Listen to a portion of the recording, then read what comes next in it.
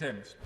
Thank you, Mr Deputy Speaker. I rather expected the right honourable gentleman to complain about the fact that this was a massively tax-raising budget. I'm not sure whether perhaps in a coded way he was, but it did reverse policies on income tax thresholds and corporation tax rates which have been central to Tory policy for 10 years. We all understand the reason the Chancellor announced what he did. I must say, I did find it very unedifying, though, to watch him yesterday hand out funding on such a brazenly party political basis. But the real criticism of yesterday, I think, and my honourable friend spells it out in her speech opening this debate, was the absence of vision. The Financial Times this morning says, and I quote, "The needed long-term vision for a country facing an uncertain future is absent." And we do need much better than that. I want to focus, Mr Deputy Speaker, on points of particular interest to the Work and Pensions Select Committee. I am relieved the £20 uplift to universal credit won't be scrapped this month. That should have been announced weeks ago. I've no doubt the Secretary of State was doing her level best to achieve that. It shouldn't have been left until yesterday, but it is going to be scrapped in September. Tax rises are being delayed until next year because, as the Chancellor recognised, we won't have a proper recovery until then. So why isn't the universal credit cut also being deferred for 12 months, as the Select Committee recommended? £20 a week to be cut from unemployment benefit in September, just as furlough ends and unemployment reaches its peak. The House of Commons Library tells me the only precedent for that is the 10% cut in unemployment benefit introduced by the National Government in 1931. There is no additional support in the budget for people claiming legacy benefits. The government should not simply ignore the needs of all those who, because of government policy, claim benefits relying on outdated computer systems. And disabled people, above all, have lost out. They've seen big cost rises in the pandemic. The Secretary of State told the committee she hadn't seen evidence of that. I hope she has now seen the clear evidence of that through not being able to shop around as normal, but they've had no extra help. That is unforgivable.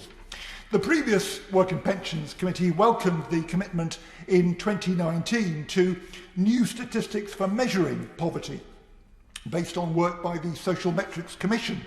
That's ground to a halt. The Secretary of State said last month she has no plans to restart it. Now, Baroness Stroud, the Social Metrics Commission chair, told the committee, and I quote, "We're going into budgets and spending reviews. We're spending £200 billion, but we have no sense at all as to the impact on poverty." So the committee has commissioned me to write to the Prime Minister for an assurance that the government remains committed to this work, and if it is, for a timetable to restart it. DWP is investigating historic underpayments of the state pension to some married women, to widows and to people over 80. First highlighted, these underpayments, by the former Pensions Minister Steve Webb. The OBR fiscal outlook says, and I quote, "It will cost around £3 billion over the 6 years to 2025-26 to address these underpayments, with costs peaking at £0.7 billion in the coming financial year." Those are eye-watering numbers, which we look forward very much to hearing more about. The Chancellor announced yesterday, as the Honourable Member for Glasgow Central rightly reminded us, a new highly skilled migrant scheme. For that to work, problems faced by existing highly skilled migrants need to be addressed. Many have been left high and dry in the pandemic by the no recourse to public funds condition, as research published today by the Joint Council for the Welfare of Immigrants points out. And large numbers, as the Honourable Member for Glasgow Central again correctly said, have been refused visa renewal on spurious grounds of historic tax discrepancies, long since corrected and sorting out. A new scheme will require a welcoming, not a hostile environment. and that is going to require major change at the Home Office. I welcome bringing forward to April, increasing the period over which universal credit advances will be recovered to 24 months, and reducing, as the Secretary of State said, the maximum rate of deductions to 25% of the standard allowance. The committee had recommended that should be done no later than April, so I particularly welcome that. But we also called for the cap on deductions to be reduced further to 10%. The minimum income floor for self-employed people claiming universal credit, again as the Secretary of State said, will be suspended for a further 3 months until the end of July. Where is the evaluation of the minimum income floor first announced in 2018?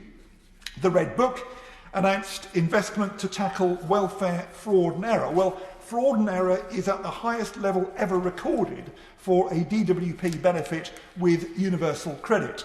It'll be very interesting to the committee to see exactly how that new investment is going to be spent.